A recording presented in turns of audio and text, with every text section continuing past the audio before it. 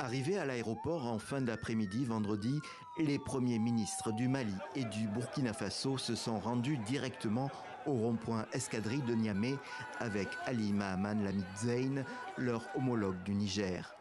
À ce carrefour proche de l'ex-base militaire française, les Nigériens faisaient la fête. Avec beaucoup de musique et de drapeaux, ils fêtaient le départ, voilà une semaine, des derniers soldats français. La base française est partie. Donc pour nous, il faut quitter Escadrille pour aller travailler pour développer notre pays. Les trois premiers ministres ont salué la foule mais n'ont pas pris la parole.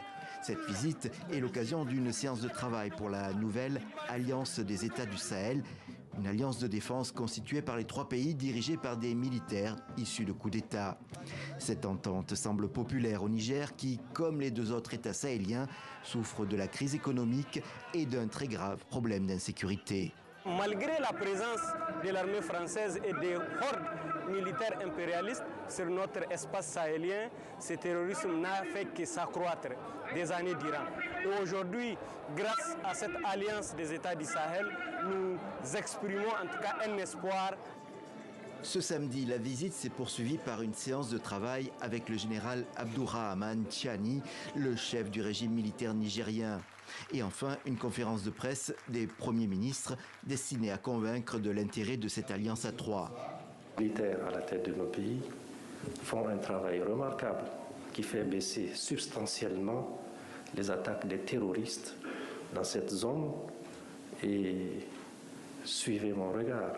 Avec le départ de ceux qui soutiennent cela, Inch'Allah, nous allons avoir raison. La pique vise sans doute quand la France, l'Alliance des États du Sahel, revendique une ferme indépendance. Ce que dit la CEDEAO et ses maîtres ne nous concerne pas. Nous qui sommes ici, nous avons déjà fait une partie de notre parcours.